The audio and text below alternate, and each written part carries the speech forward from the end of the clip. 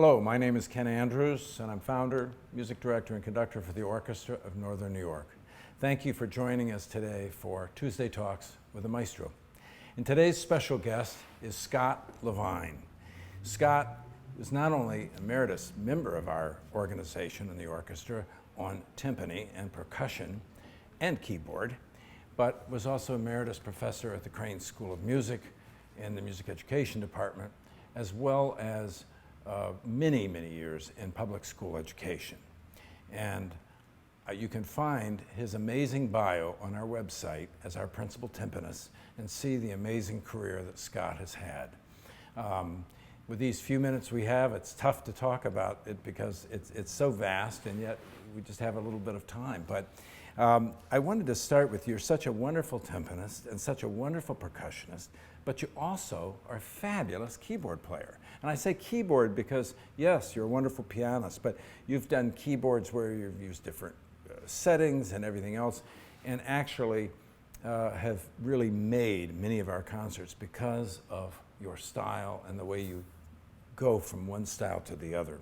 But I wanted to ask you, which did you start on first as a kid? Thank you, Ken. I've had kind of an interesting background. I started on piano, on keyboard. What age were you when you started? I was just shy of my 5th birthday. And my parents had, as a youngster, I had one of those toy pianos, you know. And I don't remember much about it, but they said I would be sitting there picking out tunes off the radio on the piano. And they felt that maybe I had some talent and ability, and so they started me with private piano lessons with an Ursuline nun in Malone, New York, and actually studied with 2 different Ursuline nuns. The first one got me started, but the second one I stayed with all the way through 9th grade in high school. And she was a wonderful teacher, a wonderful lady, and brought me a long way. And by the time I got to high school, I became very much interested in jazz music and in jazz piano. And at that time, there weren't a lot of books available.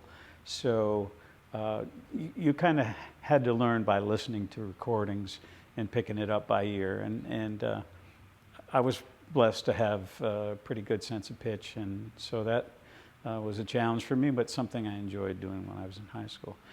The percussion actually came later. We went to Catholic school all the way through till the 5th grade, I think it was, and that's when they started students in band. And so I put my name in for band and took the aptitude tests and did really well on the musical skills part of it. But because I was newcomer to the public school, I wasn't one of the ones that was accepted right off. So the way that I ended up finally getting into the band program was the fact that my father was a wonderful amateur singer, and he sang in a barbershop quartet with the choral director at the high school there. And that gentleman, who was a wonderful man, Vincent Titino was his name, and he interceded with the band director on my behalf. I was a 7th grader at that time, and they needed percussionists. So that's when I began my percussion studies. And at that time, I did not have a private teacher.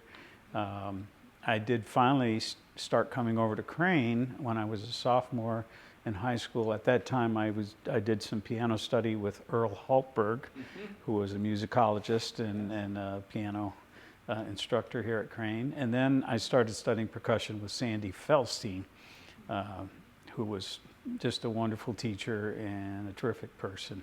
And he was one of the guys that I think really shaped my career for me. Sadly, he's passed on now, and so has Earl, but both of those gentlemen were instrumental in helping me out. When you did your undergrad and your master's, you might remind the listeners, it's in his bio, but where did you do these different degrees? And did you study, and I'm curious, did you study both piano and percussion during those times? That's a good question. At the time that I finally decided that I wanted to do music as a career, I auditioned at Crane and was accepted. I auditioned both on piano and percussion, but at the time if you wanted to be an instrumental music specialist, you really needed to focus on some of the band instruments or orchestral instruments. So I chose percussion at the time, and that's the reason why.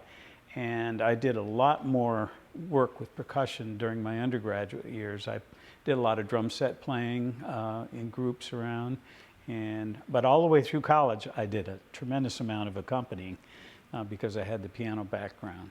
So even though I was focusing on percussion at the time, I still kept my piano very active. And I think about the time I graduated from my undergraduate, I started to play a lot more piano.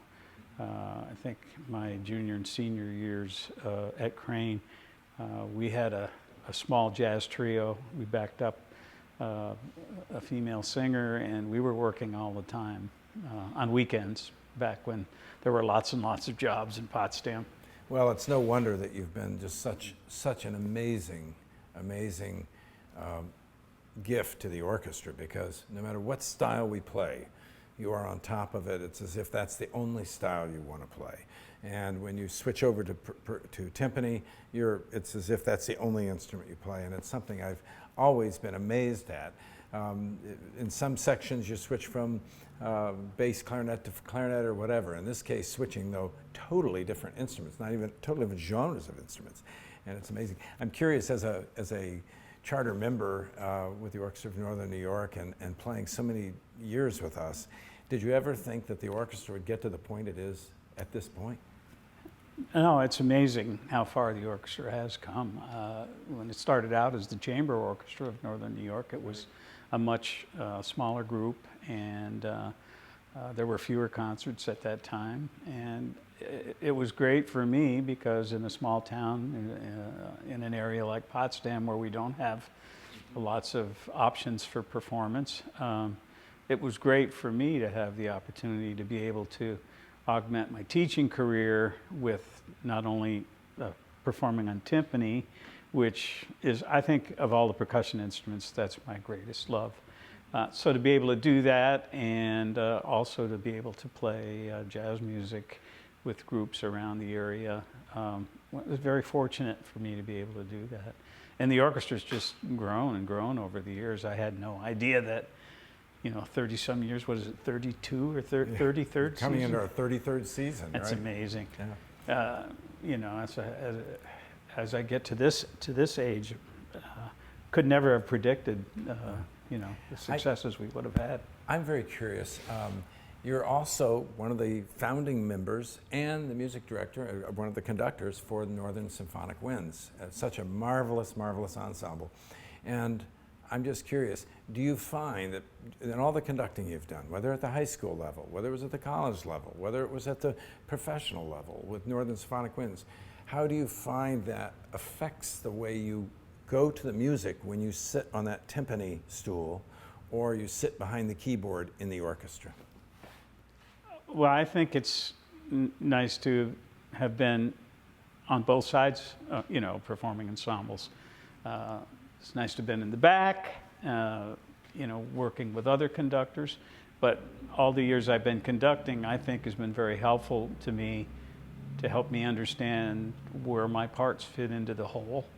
And timpani for me is, I think it's an exciting instrument because you get to reinforce bass lines in the music at epic places in the pieces, and you're the percussive string bass of the orchestra. Yeah, and many of the pieces we've played, like especially in the more modern repertoire, where at times you're actually playing bass lines on timpani and getting to reinforce those, and it's for me, it's an interesting background that I've had, percussion and keyboard, and I think they've reinforced each other. Some people call the piano a percussion instrument because, the hammers strike the strings, but particularly when you think of works by Prokofiev and some of the Russian composers that use those keyboard parts. Absolutely. When you were whether you were teaching at Norwood High School or whether in the middle schools,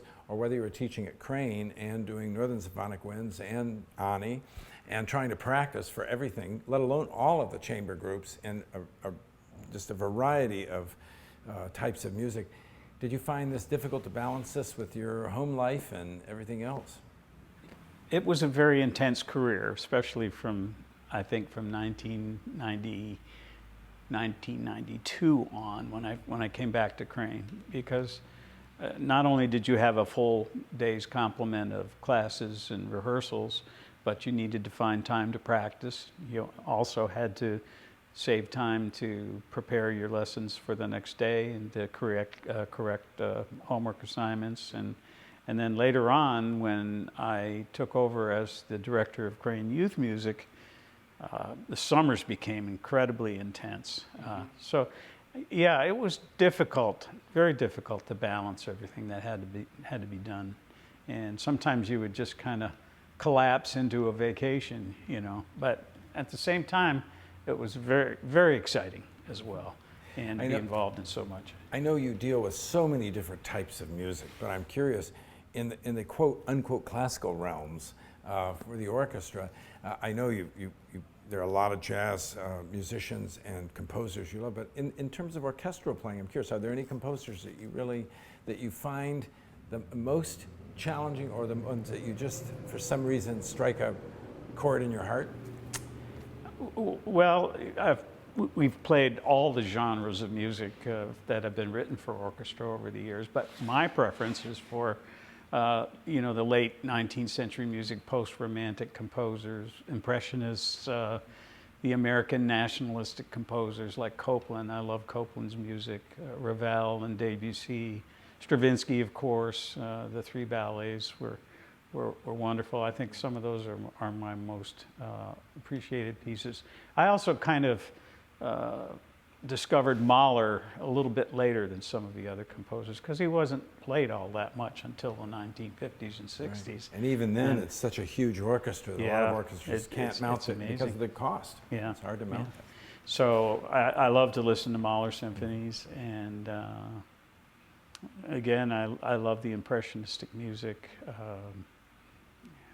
So yeah, Copland especially as an American nationalist, William Schumann, tremendous composers. Was there, and I wish we had a lot more time, but I did want to ask you, and this is a tough one to answer, but is there any specific moment or two that you remember that was special? You put so much specialty in everything you do, it's all special, but.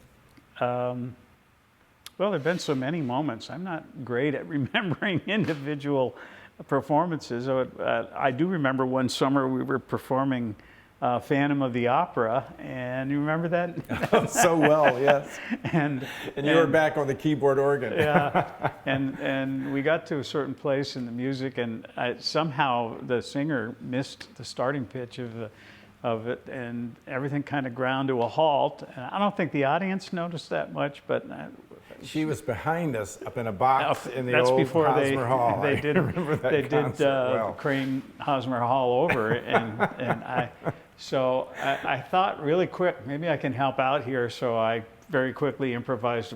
And I remember that so well, and I was thinking, thank you, Scott. Thank you, Scott. Thanks for making me look good. But what was interesting about that particular concert, too, is we were having a swimming pool installed in the backyard, and they were working at the house while I drove in to do the concert. And while I was doing the concert, the guy that was running the Bobcat tipped it over and rolled it down the side of the hill at home. And so between, keeping Fan of the Opera going and well, that was a memorable day, it sounds like, not just a concert. Yeah, it was. That one sticks in my mind, that particular day. But no, there have been many memorable thank you. performances. Well, thank you for all the years that you have that you devoted and given so much to the orchestra, Northern Symphonic Winds, your students, and both in high school, younger grades, college. I mean, it's really an amazing career. And again, I urge our listeners to look on our website, ani.org, and see the things that he's done in his career. It's pretty amazing. And I'm going to have Scott back in the future because I'd love to find out more about Crane Youth Music, which has had such an impact on the youth of this region and on the Orchestra of Northern New York. But for now, I want to thank our listeners for joining us for Tuesday Talks with the Maestro, and we'll see you next week. Please stay safe and healthy. Thanks again. Thank you, Ken. Thank you, Scott.